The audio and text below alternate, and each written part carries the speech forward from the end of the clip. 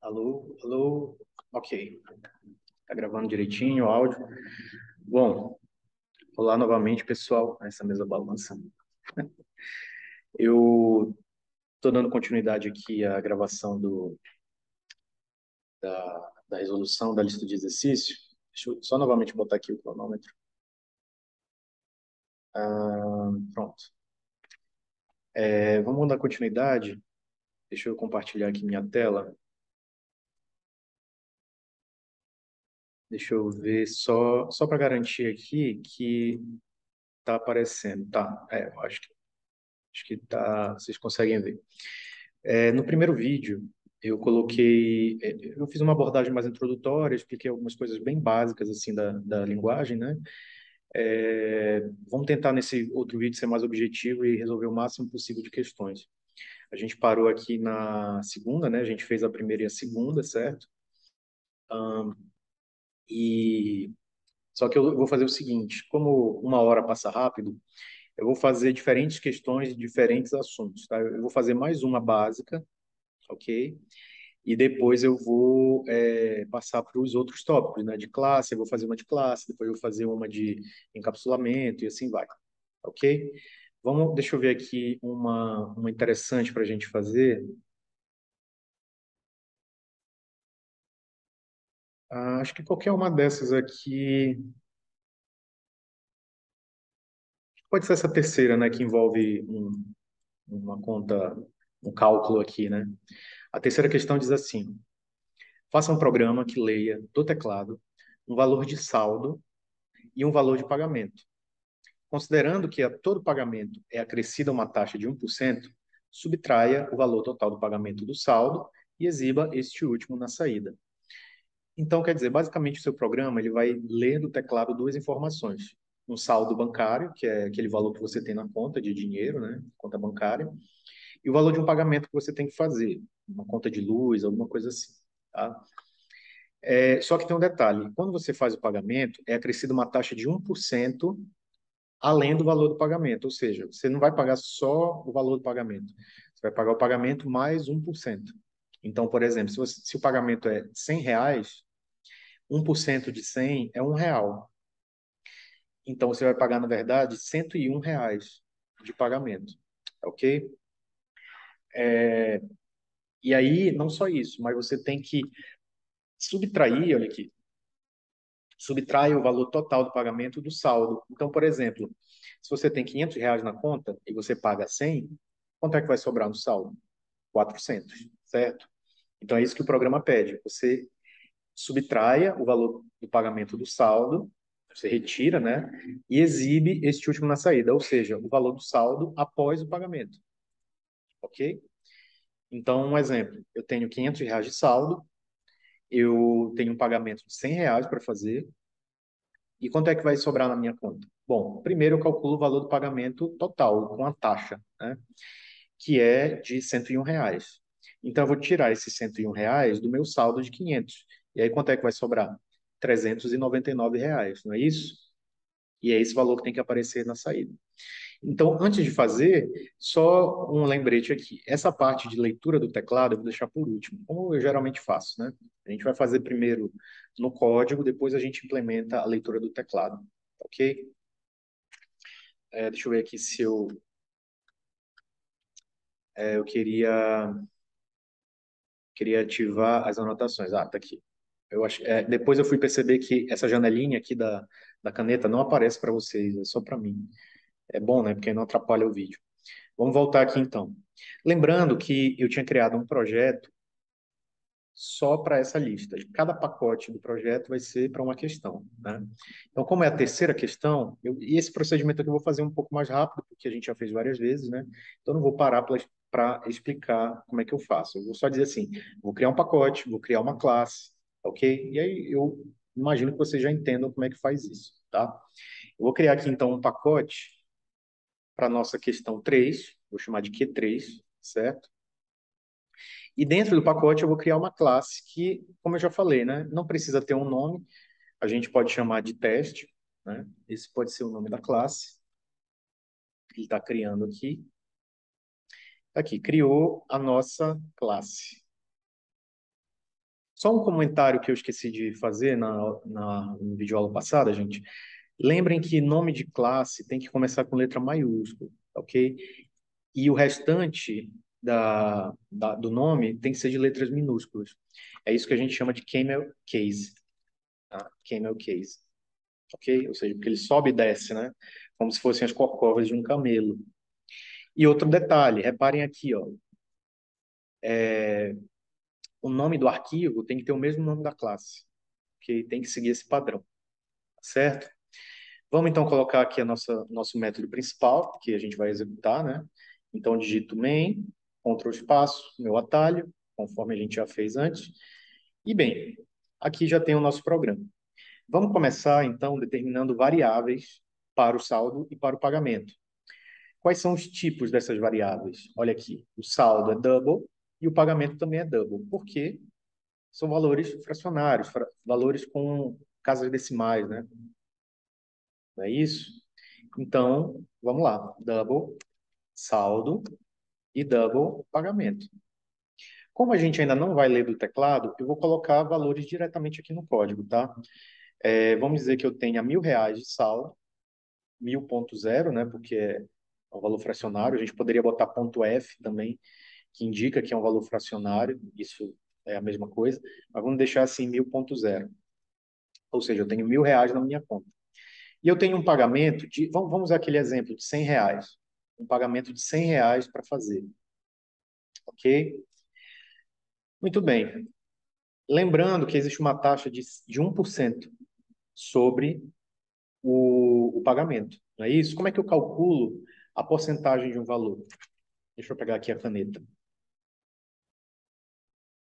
Ó, se você tem um valor X, para você considerar 1% em cima desse valor, o que que você tem que fazer primeiro? Você primeiro tem que calcular quanto é 1% de X.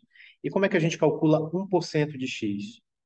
Lembrem que 1% é a mesma coisa que 1/100, não é isso? Então você multiplica esse valor pelo seu X. 1/100 vezes o X. Esse valor resultante, ele não é o valor total ainda, ele é só 1%. Por exemplo, se o seu X for 100, aí você substitui aqui o 100, né? Como é que vai ficar na conta? Vai ficar 1/100 vezes 100. Por coincidência, dessa vez, a gente teve dois valores aqui que a gente pode simplificar. E o resultado, então, deu 1. E o que que é esse 1? O 1 é 1%. Tá difícil aqui para escrever. 1% de X. Não é isso? E quanto é o X? Não é R$ 100? Então a gente pode dizer que R$ 1 é 1% de 100. Então a operação básica é essa aqui. Você vai calcular quanto é a porcentagem e vai somar com o valor total. Então, se a gente juntar as duas equações, a gente vai ter que o valor, vou chamar de y, tá? O nosso valor resultante. Ele vai ser x mais 1/100 vezes o x.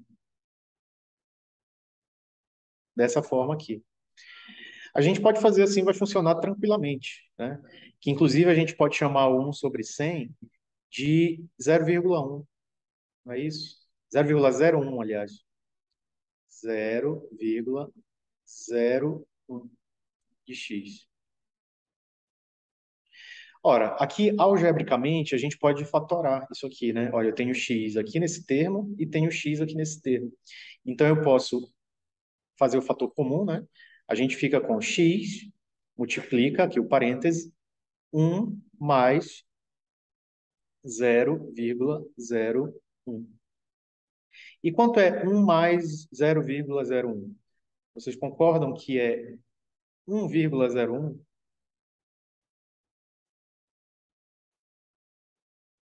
Então, pronto. Para você encontrar o valor total do seu pagamento, é só você pegar o valor original dele e multiplicar por 1,01. Isso porque a gente está considerando 1%, tá ok?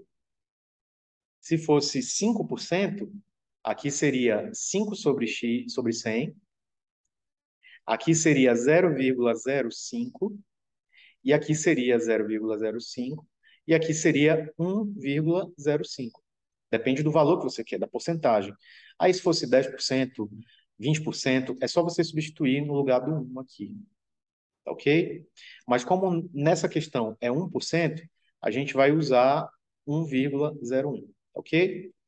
Então, para isso, a gente vai eu vou usar uma variável chamada pagamento total. E a gente pode chamar o pagamento total de quê? De x vezes 1,01, certo? Que foi exatamente a conta que a gente fez aqui embaixo. Só que a nossa variável não é x. O x foi só para o exemplo da conta aqui. O nome da nossa variável é qual? É pagamento. É aqui que vai constar o valor do seu pagamento. Então, a gente vai substituir o x por pagamento. Pronto. No pagamento total, você vai ter o valor do pagamento, que nesse caso aqui é R$ 100, acrescido de 1%. Ok? Se a gente fizer aqui na calculadora, ó, 100 vezes 1,01, que é acrescentar 1%, né? Olha só quanto fica. Fica 101. Porque se 1% de 100 é 1, você soma 1 com 100. Quanto é que dá? 101. E aí, se o nosso pagamento fosse R$ 300, por exemplo, quanto é que ficaria no total? É só você fazer o mesmo procedimento. Multiplica por 1,01. Enter. Então tá aí. Esse seria o valor do pagamento total, caso o pagamento fosse R$ 300. Você pagaria, na verdade, R$ 303. É um cálculo bem simples, né? Muito bem. Então, voltando aqui para o código, a gente já tem o saldo, a gente já tem o pagamento, ok? Temos o pagamento total, temos uma variável, né, para cada informação. Agora falta o quê? Você subtrair o pagamento total do seu saldo. A gente pode, inclusive, chamar uma variável saldo resultante, que eu vou chamar de res, saldo resultante, vai ser exatamente o quê? O meu saldo menos o pagamento total. Vocês concordam? Deixa eu apagar aqui. Pronto. Vocês concordam? Olha só, o meu saldo resultante vai ser, qual é o valor que eu vou dar para ele? O meu saldo anterior menos o pagamento total que eu acabei de calcular. Ok? Então vamos rodar com esse exemplo aqui de 1.100. Está faltando o quê? Está faltando exibir o saldo resultante na saída, né? Então, para exibir na saída, eu preciso do println. Não é isso? Println. Como é que eu chamo println? Alt, Ctrl espaço e Enter. Fizemos isso na aula passada, né? Println. Quem é que eu quero exibir aqui na saída? Não é o saldo resultante? Saldo res, né? É quanto sobrou na minha conta. Eu quero saber quanto sobrou na minha conta após eu tirar o valor do pagamento da, do meu saldo, né? Antes de eu executar, só um comentário aqui, gente. Muita atenção, porque por mais que vocês já tenham teoricamente aprendido programação, é sempre bom lembrar que na realidade tem um algoritmo que ele segue um caminho, ele segue uma ordem, né, de cima para baixo. Ó, ele começa aqui e termina aqui. Lembre que todo algoritmo tem um início e um fim, né? E começa na linha 13, nesse caso aqui, e termina na linha 20. Eu só digo isso porque eu percebo que muitos alunos eles têm dificuldade de entender o fluxo do programa. Porque quem já é programador já tem, assim, naturalmente, né, o fluxo começando em cima e terminando embaixo, sendo executada linha por linha. Então, é muito importante que você entenda que primeiro a gente executa essa linha, depois essa linha, e assim vai, nesse sentido aqui, de cima para baixo. Ok? Pronto. Vamos executar agora o código. Novamente, né? Vou clicar com o botão direito, aqui onde tem. Ah, falta salvar, né? Opa, apareceu alguma coisa esquisita aqui. faltou salvar, né? Ctrl S, salvei. Aí agora a gente pode clicar com o botão direito e vem aqui em Run File, que é executar arquivo, né? Ou você pode fazer o atalho Shift F6, ok? Vamos lá. Vamos ver quanto é que sobrou na conta. Olha, R$ 899 é quanto sobrou. Porque se antes eu tinha 1.000, né? Aí eu tirei 101. Por que 101? Porque é o valor do pagamento mais 1%, que é 101. E quanto é 1.000 menos 101? 899. Não é isso? Então tá aqui a saída do nosso programa, deu certinho, 899. Ok? A gente poderia melhorar esse código aqui de que forma? A gente poderia botar uma informação concatenada aqui, ó, saldo resultante, saldo resultante, e concatenar com o valor do saldo. A gente poderia até botar um R cifrão aqui, né, para indicar o quê? Que é real, que é moeda, né? Olha só como é que ficaria. Tá aqui, ó, saldo resultante, R$ 899. Bom, eu poderia, como eu fiz no outro código, né, eu poderia melhorar esse código aqui de que maneira? Eu poderia jogar direto aqui, né, no println. Como é que seria eu pegar só o valor do saldo e do pagamento e jogar aqui no println, para a gente não precisar usar essas variáveis? Ficaria assim, olha, parêntese, porque eu quero primeiro fazer a conta, né? Então ficaria o meu saldo menos o meu pagamento vezes vezes 1,01. Ou seja, o meu saldo resultante vai ser o saldo que eu tinha, menos o pagamento da conta acrescido de 1%. Eu fiz tudo numa linha só. Assim, eu não preciso de tudo isso de variável. Olha só, dá para fazer o programa em 3 linhas, né? Vamos mudar aqui. Vamos botar agora com R$ 1.700, que eu tenho um saldo, e um pagamento de 200. Como é que ficaria isso aqui? Bora ver. Ó, saldo resultante, 1.498. Porque aqui, olha, o meu pagamento não foi R$ 200, foi 202. Não é isso? Porque é 200 mais 1% de 200, que é 2. Então, 1.700 menos 202 dá 1.498. Ok? Só que está faltando a gente ler do teclado, tá? Eu vou fazer um pouco mais rápido dessa vez, para a gente ganhar tempo. Então, primeira coisa, para a gente ler, precisamos do scanner, não é isso? Importar o scanner lá fora da classe. Dentro da classe do método no método main, eu preciso de um objeto da classe scanner e eu vou ler as informações. Olha aqui, o saldo que antes estava sendo lido do teclado, aliás, estava sendo colocado direto no código, a gente agora vai ler do teclado. Como é que a gente faz isso? Chama o objeto entrada e aqui a gente vai usar o método nextDouble.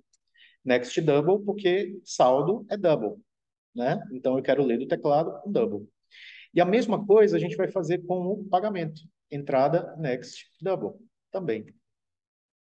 Dessa forma aqui. A gente pode melhorar a interface do programa indicando para o usuário, colocando um print ali, um print, vou botar um print, né? Dizendo para ele, digite o saldo, que aí ele sabe que ele vai ter que digitar o saldo ali, né? E da mesma forma, vou botar um print, não um print ln, porque eu quero que fique tudo na mesma linha, né? Vou botar um print e digite o pagamento. Pronto.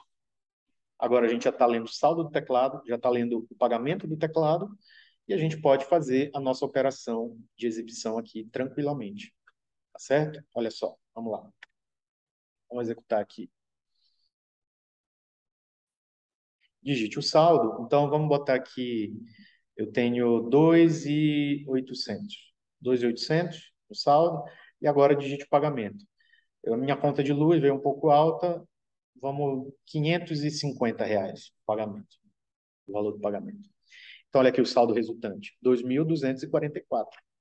Né? Quer dizer, quanto é 550 mais 1%? Vamos ver aqui na calculadora.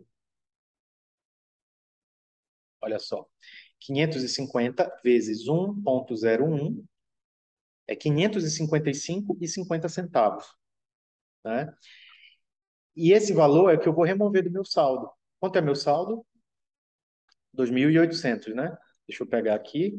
Vamos lá, 2.800 menos 555,50. Aqui, ó, 2.244,50, que foi exatamente o valor que a gente obteve aqui na saída. Ok? Então, essa questão terminou. Vamos passar para a próxima agora. Qualquer dúvida, vocês podem só pausar o vídeo e pegar o código, né? Vou passar agora para um exercício de classe aqui, olha. Vamos pegar esse exercício 7. Deixa eu fazer... Opa, não era isso. Deixa eu fazer logo o meu pacote, tá? Vamos fazer aqui o pacote Q7, né? Pacote Q7, que é referente à questão 7.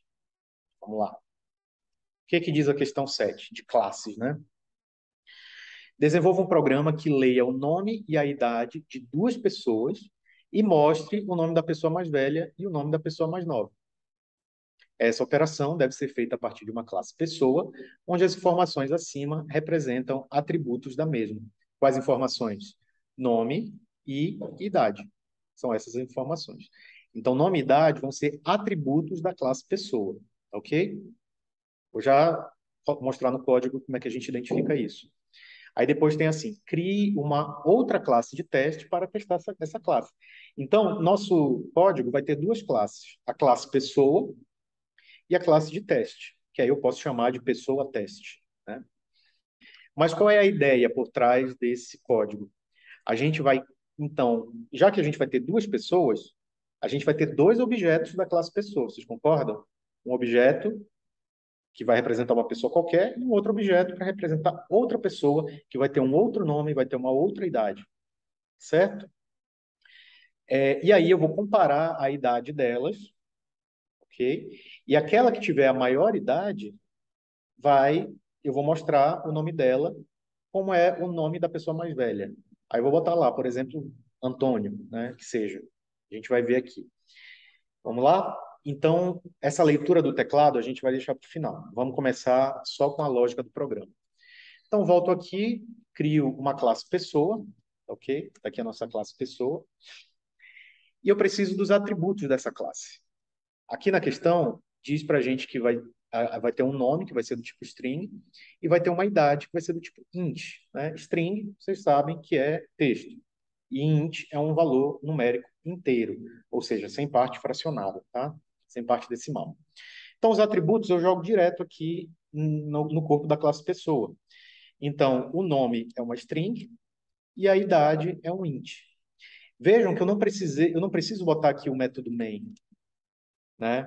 Por quê? Porque a classe pessoa ela não vai ser a classe principal do meu código, não é lá que vai começar. A classe pessoa é só um molde, ela é só um modelo que a gente vai usar para criar várias pessoas no método main. Lá no método main você pode criar pessoa P1, pessoa P2, pessoa P3, né? Para representar quantas pessoas você quiser, ok? Ah, Cláudio, mas não tem que botar private, né? Conforme a gente aprendeu. Não tem necessidade, porque a questão não pede para você aplicar encapsulamento, ok? O encapsulamento, ele acontece aqui, ó. As questões de encapsulamento são essas. Inclusive, olha aqui, a questão 14 é exatamente essa questão que a gente está fazendo, mas aplicando encapsulamento. Eu vou fazer primeiro sem encapsulamento e depois eu vou concluí-la com encapsulamento, ok? Então, vamos voltar aqui sem encapsulamento por enquanto. Está aqui, classe pessoa. Toda pessoa vai ter um nome e toda pessoa vai ter uma idade. É só isso que eu preciso botar aqui na classe. Tá? Vamos, então, criar agora a classe de teste. Então, eu venho aqui no pacote, crio uma nova classe. Eu vou chamar essa classe de pessoa teste. Aqui, ó, pessoa teste. Olha aqui o camel case. Pessoa com P maiúsculo e teste com T maiúsculo também. Que é para a gente poder diferenciar onde começa e onde termina cada palavra, né? Muito bem. Dentro dessa classe pessoa, eu vou colocar o método principal. Então, main, Ctrl espaço, Enter. Usar o nosso atalho aqui para facilitar a nossa vida, né? Muito bem. Só um comentário aqui na classe pessoa, gente. Vejam que o nome dos atributos, eles começam com letra minúscula. Isso é um padrão, ok? Que a gente usa.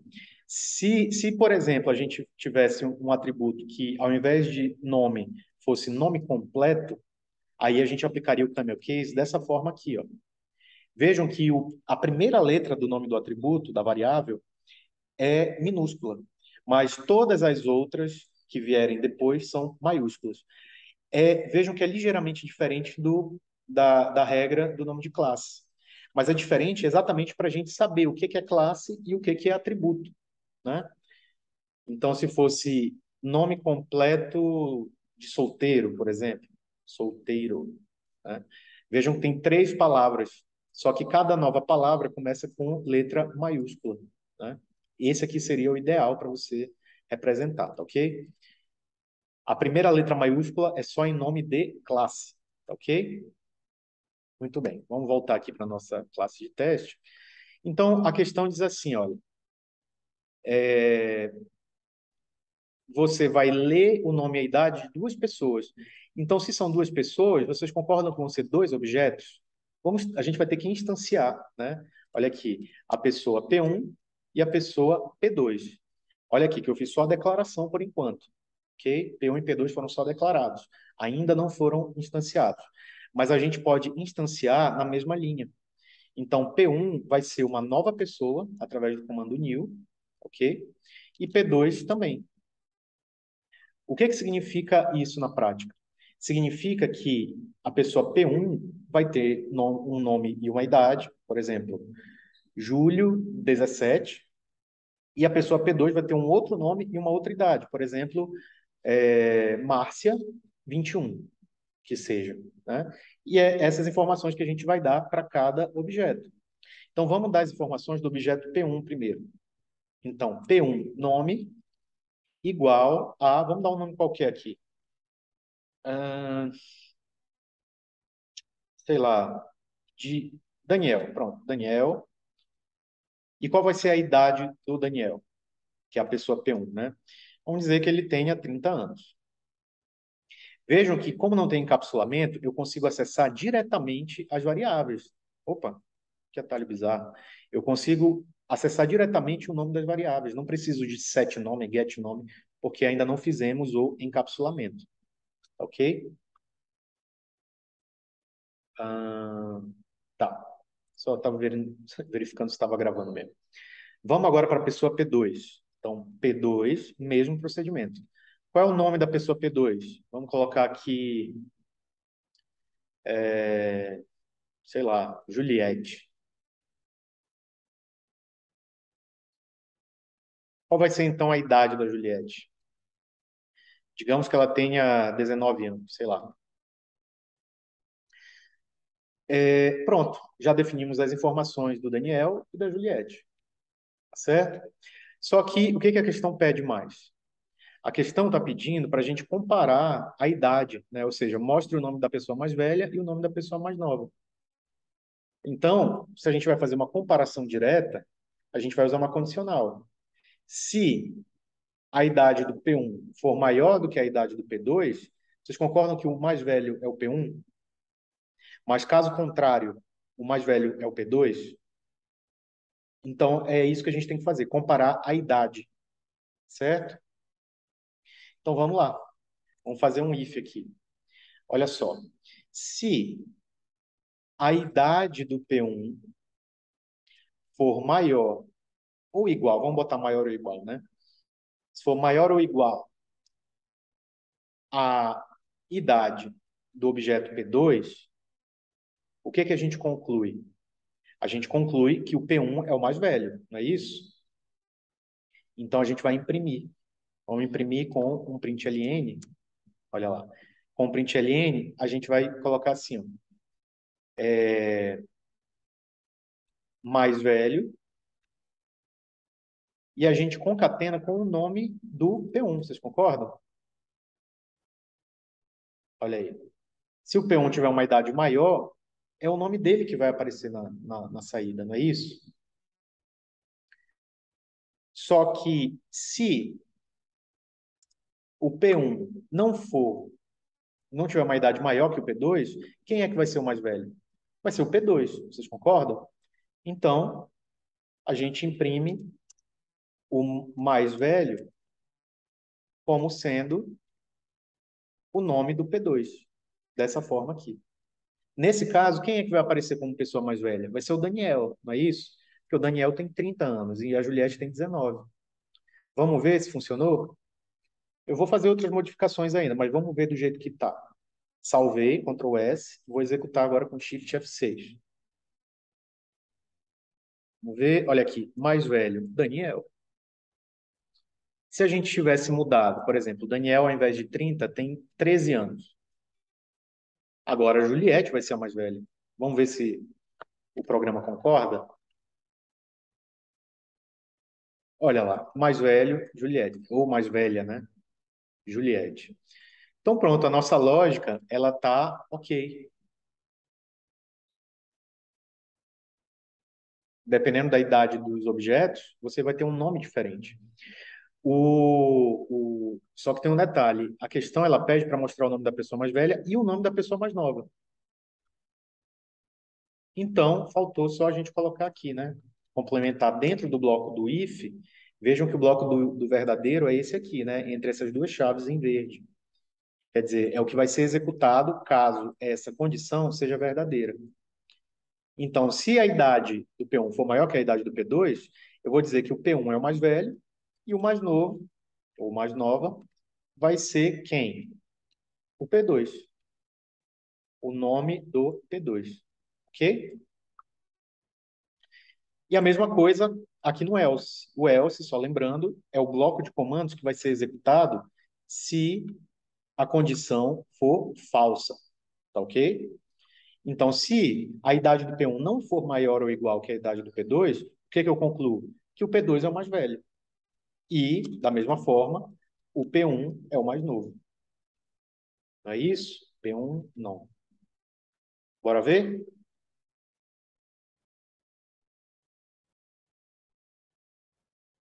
Ó, mais velho, Juliette, mais novo, Daniel. Porque agora a Juliette tem uma idade maior. Não é isso? Vamos trocar aqui. Vamos botar o Daniel com 40. Só para a gente ver se o bloco condicional foi, se a lógica está correta. Está aqui, mudou, né? Agora é o Daniel, que é o mais velho, e a Juliette, que é a mais nova. Tá certo? Pronto. Terminou o programa. Falta só a gente fazer a leitura do teclado, né? Mas é só um comentário. A gente poderia melhorar essa condicional, né? Sem a necessidade de repetir código, porque vejam que tem muito código repetido aqui, né? Mais velho, mais novo, mais novo. O que que a gente poderia ter feito? A gente poderia ter criado objetos auxiliares para guardar o maior e o menor. De que forma? Olha, eu vou criar aqui o pessoa maior e o pessoa menor. São objetos auxiliares. Deixa eu colocar aqui. Objetos auxiliares. Porque eu vou fazer a verificação da idade. E quando eu concluir que alguém é maior, tem idade maior, eu vou guardar nesse objeto aqui. Da mesma forma como eu vou guardar a pessoa que tem a menor idade aqui. Como é que a gente faz isso? Vamos voltar aqui para a condicional. Eu vou tirar esses printlns aqui, tá? Olha só. Se o P1 tem uma idade maior que o P2, então vocês concordam que o P1 vai ser aquele que é o mais velho? Então vocês concordam que eu posso chamar ele de maior? Olha aqui. O maior é o P1, não é isso? Maior que é esse objeto auxiliar aqui da classe pessoa. Da mesma forma como o menor vai ser o P2, dessa maneira aqui, tá? Caso contrário, é o inverso, né? É o inverso.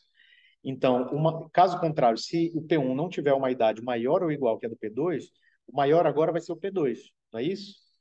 Então, P2 e o menor vai ser P1, ok? E aí, no fim, eu posso simplesmente imprimir na tela. Olha aqui. Mais velho. Aí, ao invés de chamar P1 ou P2, eu chamo quem? Maior nome. E o mais novo, no caso, mais velha também, né? O mais novo, ele vai ser menor, ponto, nome. Quer dizer, independentemente de quem seja maior, de quem seja menor, né? A gente tem uma variável que vai guardar isso. Então, quer dizer, esse bloco de comandos aqui, ele vai ser executado independentemente de quem seja o maior ou de quem seja o menor.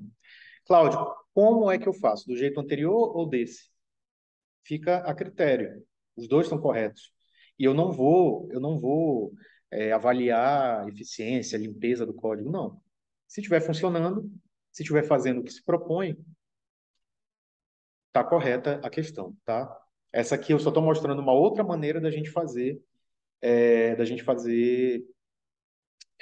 essa verificação aí, tá ok? Prefere fazer de outro jeito? Não tem problema. Bom, vamos ler agora do teclado, ok? Ah, só um comentário. Cláudio, por que que você não fez aqui new pessoa também no maior e no menor? Porque não é necessário, eu não preciso criar quatro pessoas. Se eu fizesse isso aqui no maior e no menor, eu estaria criando quatro pessoas. Eu não preciso, porque só existem duas. Quando você só declara sem instanciar, você diz que isso aqui é uma variável auxiliar. O que que quer dizer isso? Quando você faz essa atribuição aqui, ó, maior recebe P1, é como se você estivesse fazendo uma cópia. Você está fazendo uma cópia do P1 dentro do maior. Então, o maior, ele passa a ser um objeto também, e ele passa a ter todas as informações do P1. Tudo bem? Por isso que a gente não precisou instanciar aqui. Vamos fazer a leitura do teclado, então? Então, import java util.scanner. E dentro do método main, a gente declara o nosso objeto entrada.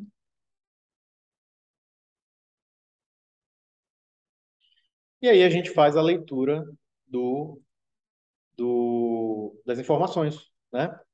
Olha só, o nome do P1, ele não vai mais ser Daniel, ele vai ser o quê? Entrada, next line. E a idade do P1 não vai mais ser 40, vai ser entrada, o quê? Next int, dessa vez, né? Porque a idade é inteiro. A mesma coisa para o P2. Entrada, next line para o nome do P2 e entrada next int para a idade do P2. A gente pode colocar as informações de solicitação, né?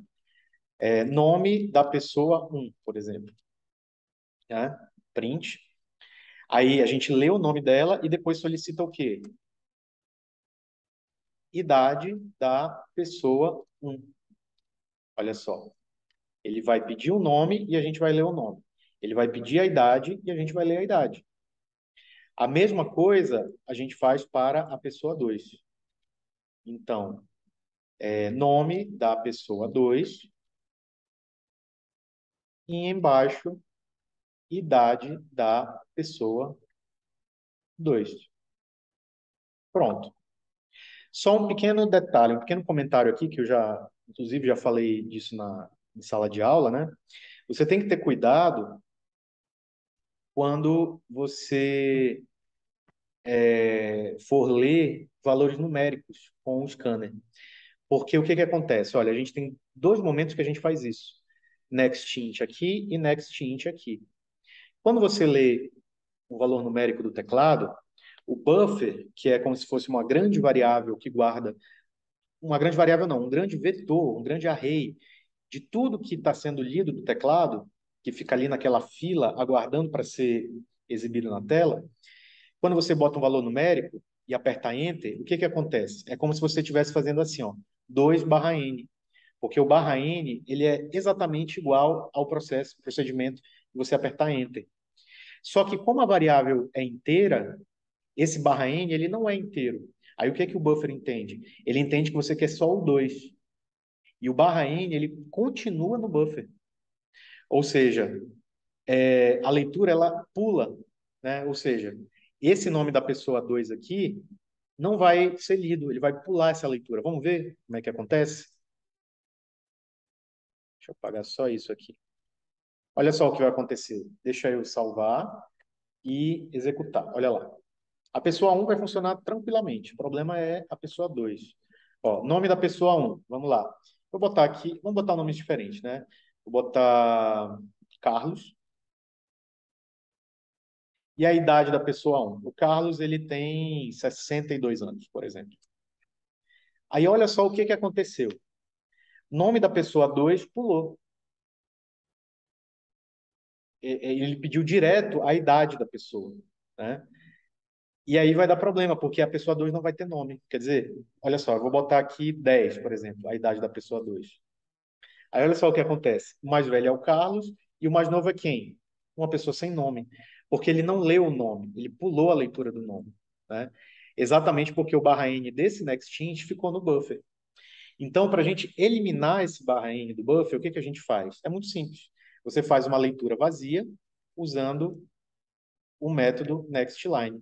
Vejam que é uma leitura vazia, por quê? Porque ele não está guardando em lugar nenhum. É como se ele fizesse, ele lesse o barra N e jogasse no lixo, né? Então, como é que eu tenho que usar isso, Cláudio? O recomendado, se você não quiser ter essa análise, né, de vou ler uma string, depois o inteiro, você pode criar uma regra certa, uma regra fixa, de que sempre que você usar nextInt ou nextDouble, ou nextFloat também, você imediatamente após você fazer uma leitura vazia, só para manter a consistência, né? Então a gente poderia fazer isso aqui também depois do nextInt, né? Desse segundo nextInt, fazer uma leitura vazia. Essa leitura desse inteiro aqui não vai interferir, porque não tem uma terceira pessoa. Quer dizer, eu não vou ler mais nada depois da pessoa 2. Mas é como eu disse, se você quiser criar uma regra fixa, pode fazer isso. Toda vez que lê um inteiro, ou um float, ou um double, ou seja, qualquer valor numérico, bote uma leitura vazia, só para garantir. Ok? Não tem problema. Aí só um detalhezinho, porque eu esqueci de apagar aqui o ln desse print ln, tá? Para que o cursor se mantenha na mesma linha. Ok? Então, vamos, pronto, o programa é esse aqui. Vamos executar agora. Olha só. Nome da pessoa 1. Vamos botar Silvio. O Silvio, ele tem 8 anos. E a pessoa 2 vai ser a Gabriela. E a Gabriela tem 33. Olha lá. A pessoa mais velha é a Gabriela e a pessoa mais nova é o Silvio. Ou seja, funcionou perfeitamente o nosso código, né? Tá certo? Então, é isso aqui. Só lembrando, gente, que eu estou salvando esses códigos, eu vou postar lá no SIGA para ficarem lá para vocês terem acesso, né? Depois, quando vocês estiverem fazendo os exercícios por conta própria, tá ok? Vamos para a próxima questão, então. Vamos fazer. A gente poderia fazer essa com encapsulamento, né? Mas eu vou deixar para depois. Vamos fazer. Deixa eu ver aqui. Vamos fazer uma de array. Essa 23 ela é bem grande, né? Então, eu acho que eu vou ter que gravar um terceiro vídeo. Gravar um terceiro vídeo. Vamos fazer uma de. Vamos fazer uma de método estático, que é bem rápida. Vamos fazer uma de método estático. Olha só, essa 24 aqui. Vamos criar aqui o pacote Q24. Só uma pequena coisa aqui que eu vou fazer, gente. Eu vou mudar, eu vou usar 2 dígitos para representar o número da questão. Ao invés de Q1, eu vou botar Q01, Q02, Q03. Por quê? Porque quando a gente chegar no pacote 10, 11, ele vai organizar alfabeticamente o 10, o 11 e o 12 logo após o 1, porque ele vai pensar que eles são sequência. Mas como eu não quero isso, eu quero que se mantenha uma certa ordem, eu vou renomear os pacotes, tá? Eu vou botar um dígito 0 na frente. Para fazer isso, a gente vem aqui, ó, em Refactor, Rename. Cliquei no pacote, Refactor, Rename. Aí, ao invés de Q1, eu vou botar Q01. Aí ele vai fazer todas as mudanças necessárias e eu vou repetir esse procedimento. Opa, Refactor, Rename. Q02, Q03, só para a gente manter a consistência, tá ok? E Q07. Pronto. Beleza, vamos fazer então o nosso Q24 agora, né? Porque o Q24 é o pacote da questão 24. Vamos lá. O que que diz a questão? Ela diz assim: escreva um método estático distância para calcular a distância entre dois pontos, que no caso seria o ponto x1 e o ponto, não, digamos assim, o ponto P1 e o ponto P2. Aqui são as coordenadas do ponto P1 e as coordenadas do ponto P2, tá ok? Essas coordenadas é só vocês imaginar, para entender, né? É só vocês imaginarem o nosso plano cartesiano aqui, ó. Plano cartesiano, onde você tem o eixo x e o eixo y, ok? O ponto P1, por exemplo, se ele estiver bem aqui, ó, ele vai ter uma coordenada x, que vai ser o x1, e uma coordenada y, que vai ser o y1. E aí, quando você junta esses dois pontos, você obtém um ponto dentro desse plano cartesiano. Então, no programa, você vai ter dois pontos, com suas respectivas coordenadas, né? E esse método distância, ele vai servir para quê? Para você calcular a distância entre esses pontos. Por exemplo, se você tem esse ponto bem aqui e um ponto bem aqui, ó, aqui você tem o x2, né? Aqui você tem o x2 e aqui você tem o y2. Eu tenho esses dois pontos aqui no meu plano. Agora eu quero saber essa distância aqui, ó. Qual é o valor dessa distância entre um e o outro? É com esse método de distância que você vai calcular. A questão diz como é que faz isso, né? Vamos ver aqui. Olha lá. O método pertence à classe ponto. Eu já sei que eu tenho que ter uma classe ponto que vai ter esse método de distância dentro dela, tá? Vamos fazer logo isso, então? Vamos lá, eu vou criar a classe pessoa. Vamos lá, pacote Q24, nova classe, ponto. Eu falei classe pessoa, né? É classe ponto. Tá aqui, ó, classe ponto. E dentro dessa classe, eu vou ter um método distância. Só que eu tenho que saber o que ele retorna. Vamos ver aqui. Olha, todos os números e valores de retorno devem ser do tipo double. Então, quer dizer, ele vai receber informações double e vai retornar uma informação double. Em outras palavras, dentro do nosso método estático, do nosso método distância, ele vai ser público, né, para ter acesso de fora da classe, e ele vai retornar um double, que vai ser exatamente o valor dessa distância que a gente está procurando. Ok? Só que ele vai receber todas as informações pelo argumento como double. E quais são essas informações? x1, y1, x2 e y2. São quatro argumentos, né? E todos eles são do tipo double. Então, double x1, double x2, double y1 e double y2. Ou seja, ele vai pegar essas informações, calcular a distância, de acordo com a fórmula, e vai retornar o resultado dessa conta. Só lembrando que o método é estático, né? Então eu esqueci de colocar aqui que ele é estático. Tem que ter a palavrinha static, ok? Vamos lá. Incorpore esse método a um aplicativo que permita que o usuário insira as coordenadas dos pontos, ou seja, do teclado, né? Quando ele diz assim, aplicativo, nada mais é do que a nossa classe de teste, o método main, né?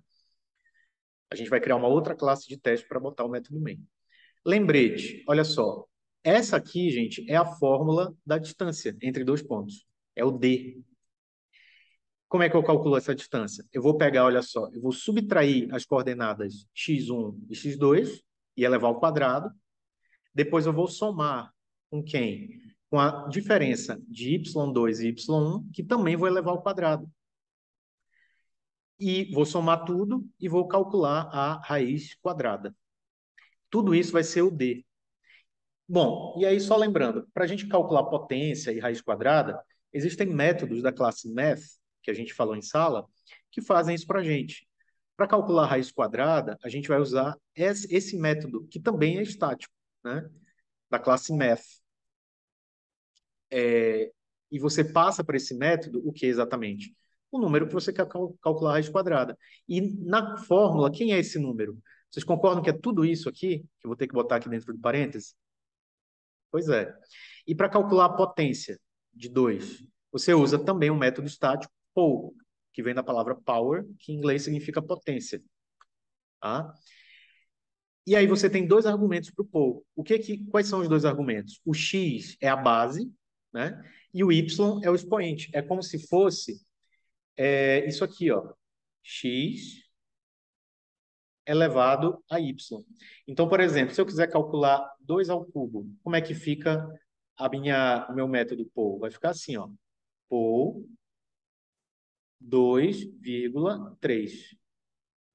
Ah, Cláudio, mas aqui, para eu calcular a potência, é y2 menos y1 ao quadrado. Como é que ficaria isso no código? É muito simples. Você chama aqui o método poll e vai colocar no primeiro argumento tudo isso.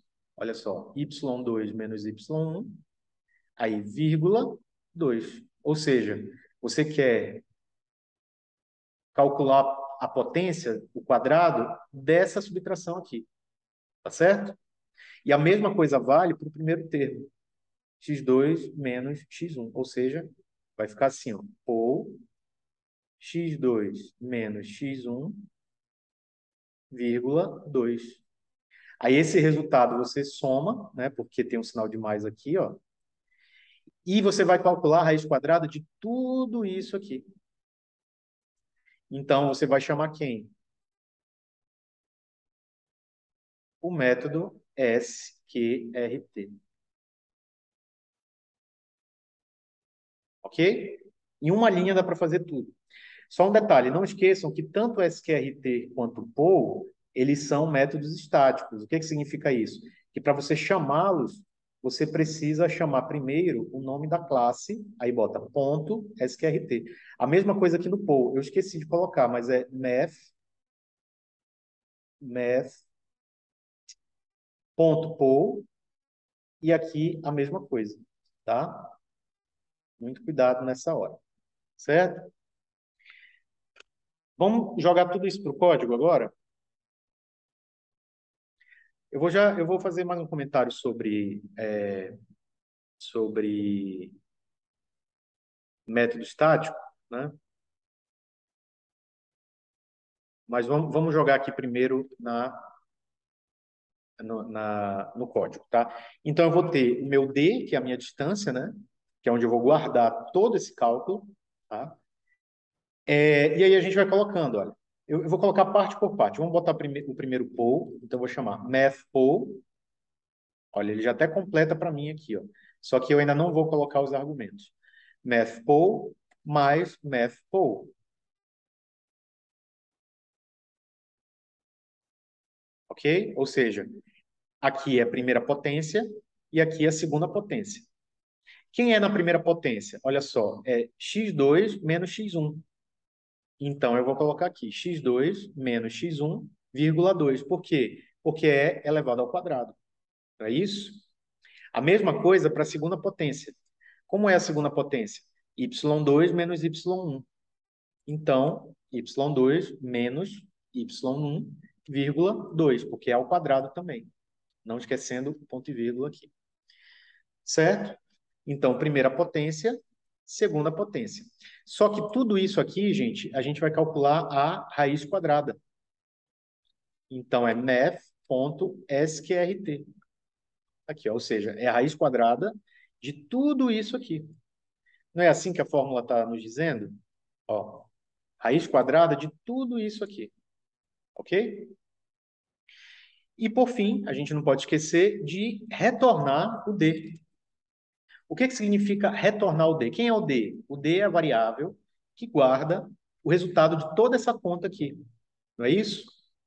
Então, eu preciso retornar essa variável, ou seja, eu preciso retornar a informação que está contida aqui dentro. Como é que eu sei que eu tenho que botar esse return? Ora, aqui na assinatura do método, a gente não disse que ele tinha que retornar um double? E é exatamente isso que ele está fazendo. Olha aqui, return D. E o D, por sua vez, é um double. Ok, Cláudio, mas o que significa retornar? Retornar para quem? Lembrem que o método ele precisa ser chamado em outra classe, ok? Ele vai ser chamado em outra parte do código. E essa outra parte, quando ela chama o método distância, ela fica aguardando um valor de retorno. Quer dizer, ela dá os valores de entrada, que são quem? X1, X2, Y1 e Y2. E ela aguarda um valor de retorno, um resultado, né? É como se você botasse ingredientes numa máquina e, como saída, essa máquina desse um bolo, por exemplo, ou qualquer outro produto, né? É mais ou menos assim que funciona o método, que tem retorno. Lembre que quando o método é void, ele não retorna nada, então a gente não precisa do return, né? Mas nesse caso não. Ele retorna um double, então a gente tem que retornar o D, tá certo? Muito bem, o nosso método distância já está pronto. Agora a gente só vai precisar usá-lo. Onde é que a gente vai chamar esse método distância? É lá no método main, no método principal. Vamos lá, nova classe. Vou chamar de ponto teste, ok? Ponto teste. Deixa eu separar aqui é, em duas janelas. Ah, não, eu acho que é melhor colocar uma em cima e outra embaixo. Peraí. Aqui, vamos ver. Porque aí a gente consegue visualizar, né, o método distância enquanto a gente chama. Ó, isso aqui é uma classe, isso aqui é a classe de teste, que vai ter quem? O método main, certo? Olha aqui o método main. Tudo bem? Então agora a gente vai chamar o método distância.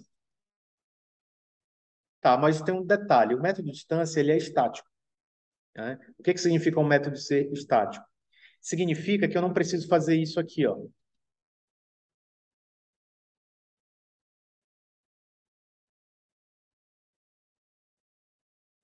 Eu não preciso instanciar um objeto da classe ponto só para usar o método distância. Não tem porquê, porque o método é estático e o motivo por ele ser estático é exatamente para evitar isso. É para evitar que você gaste memória, gaste código, linha de código, chamando um método que só serve para fazer uma conta simples, que é o cálculo da distância. Assim como o método poll, assim como o método SQRT, eles só vão servir para pegar uma entrada e gerar um resultado. É como se fosse uma máquina genérica, né?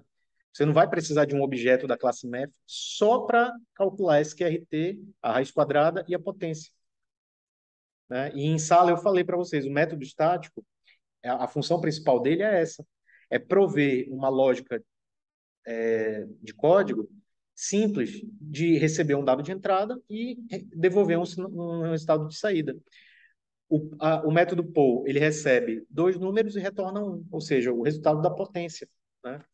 E o nosso método distância segue nessa mesma linha, porque ele só vai precisar que você dê os 4 pontos das coordenadas, que ele vai retornar quem? O D, que é a distância. Não é isso?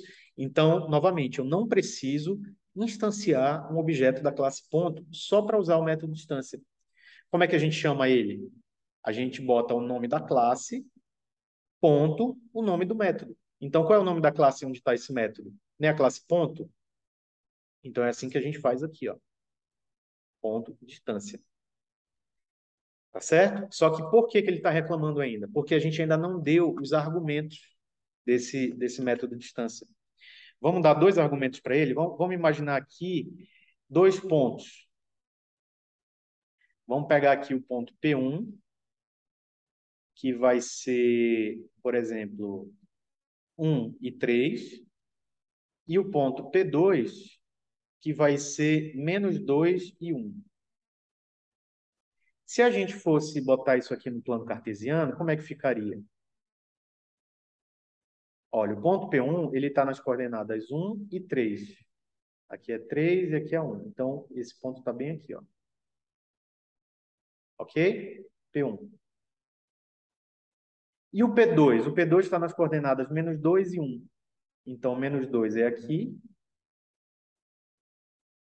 E o 1 é aqui, ó. Então, o nosso ponto, ele está exatamente aqui, ó. E a distância que eu quero calcular é a distância dos dois pontos, de um ponto para o outro. É esse D aqui, ó. É isso que eu estou interessado em calcular. Ok? Muito bem. Então, agora é só a gente chamar. Vamos botar as coordenadas dos pontos? Olha só, é x1, x2, ou seja, Vamos só alterar aqui, ao invés de x1, x2, y1, y2, vamos botar primeiro as coordenadas do ponto 1 e só depois as coordenadas do ponto 2. Então, vai ser x1, y1 e x2, y2. Que a gente passa primeiro o ponto 1 e só depois o ponto 2. É só uma questão de organização. Do jeito que estava, funcionaria. Só que a gente teria que botar a coordenada x do ponto 1, a coordenada x do ponto 2, a coordenada y do ponto 1 e a coordenada y do ponto 2. Ou seja, assim, seria trabalhoso, né? Vamos deixar assim, então. Quais são as coordenadas do ponto 1? Vocês concordam que é 1 e 3? Então, vamos lá. 1 e 3. 1,3. Quais são as coordenadas do ponto 2? Menos 2 e 1. Então, menos 2 e 1. Pronto. Aqui eu tenho ó, coordenadas do ponto 1, coordenadas do ponto 2. Certo? Só que vejam que eu não estou guardando em lugar nenhum esse resultado. O método vai calcular a distância, mas vai jogar no lixo. Não vai aparecer para a gente.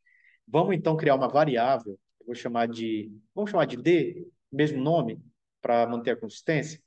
Então, o D vai receber o resultado dessa distância desses dois pontos e a gente vai imprimir na tela o D. Vamos botar assim, ó, distância e concatenar com o D. Olha aí. Vamos ver qual vai ser a distância entre esses dois pontos? Então, salvo, Shift F6, vai aparecer aqui no canto. Espero que as minhas anotações não... Olha só, a distância, 3,6 e alguma coisa. Mas é o quê? Centímetros, metros? Tanto faz. A unidade você escolhe. Mas a distância entre os dois pontos é de 3,6. Ou seja, essa reta bem aqui, ó, essa reta bem aqui, ela tem um comprimento de 3,6. Ok? E aí, dependendo dos valores que você passa, esse valor vai ser, da distância, né, vai ser diferente. Vai ser maior, vai ser menor. Deixa eu apagar essas anotações aqui. E só que tem um detalhe, está faltando o quê? Leitura do teclado, né? A gente jogou direto no código, mas a questão ela está pedindo aqui, ó, incorpora esse método a um aplicativo que permita que o usuário insira as coordenadas, ou seja, do teclado, tá? Então, vamos lá fazer a nossa leitura. Vamos importar aqui o scanner.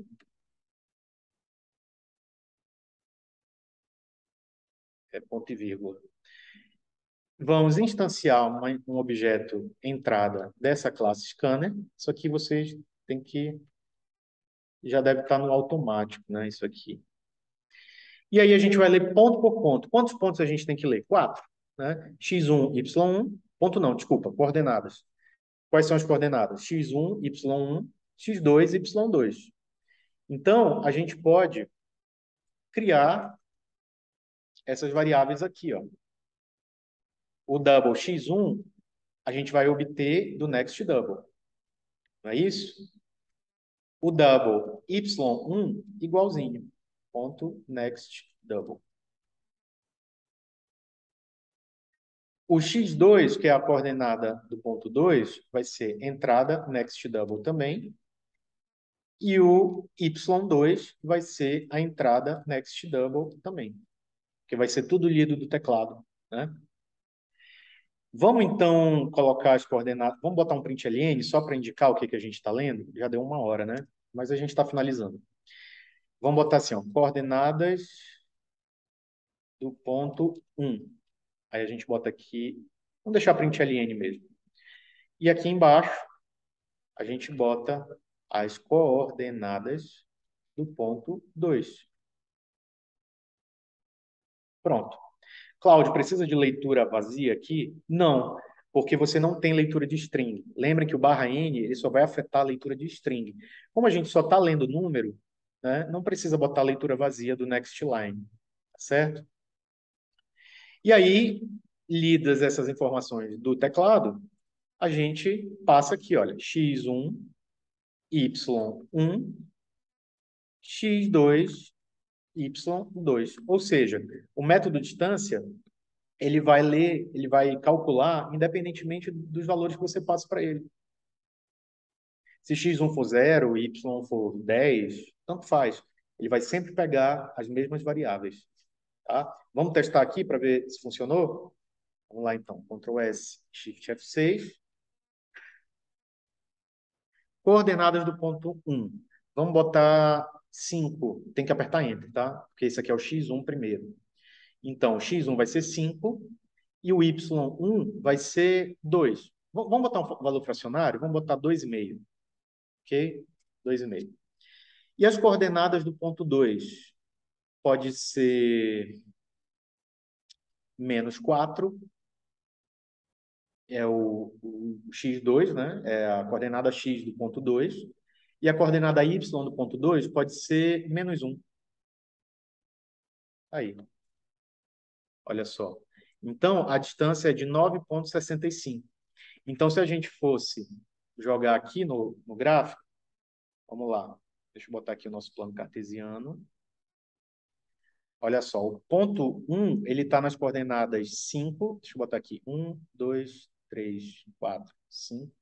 Está aqui, ó, em 5 e 2,5. O 2,5, esse aqui é 1, esse aqui é 2. Então, 2,5 deve estar mais ou menos aqui, ó.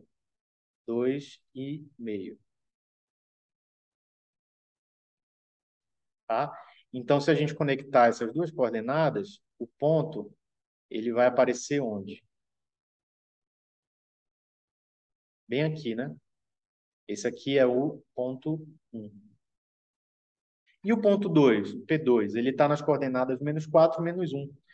Então, vamos lá. -1, -2, -3 e -4. Ele está bem aqui, -4, e está em -1. Aqui, ó, no eixo Y, né? Então, se você conectar essas duas coordenadas, você tem o ponto P2 bem aqui. E aí tem uma reta, né? Deixa eu ver se eu consigo fazer uma reta. Opa, peraí. É assim. Não, não funcionou. Peraí. É Shift. Ontem estava funcionando. É, não deu certo. Deixa eu tentar dessa forma aqui. Ah, agora sim. É, só que, peraí, não. É, nossa, ele só mantém valores fixos, né? Deixa eu tentar com Ctrl. Não, Alt. Não, também não. Tudo bem. Imaginem que essa reta, ela está conectando os dois pontos, tá? Eu não vou perder tempo aqui tentando consertar essa reta, mas essa reta, ela tem uma distância de 9,65. Ok? Então, tá aí o nosso código da questão 24. Então, gente, passou um pouquinho do tempo aqui, né? 1h07, mas eu vou gravar mais algumas aulas, eu acho, né? Eu acho que vocês estão precisando. Só que uma terceira aula, talvez só no final de semana, tá? Mas é bom que vocês tentem fazer os outros exercícios, tá? Por conta própria. Tragam dúvidas, mandem mensagem no WhatsApp, tá ok? Vamos ver se a gente faz com alguma de array no próximo vídeo, tá ok? Então é isso. Eu vou parar aqui a gravação e até logo. Onde é que para? Tá, aqui é para parar de. Aqui é para parar de. Ah, tá aqui.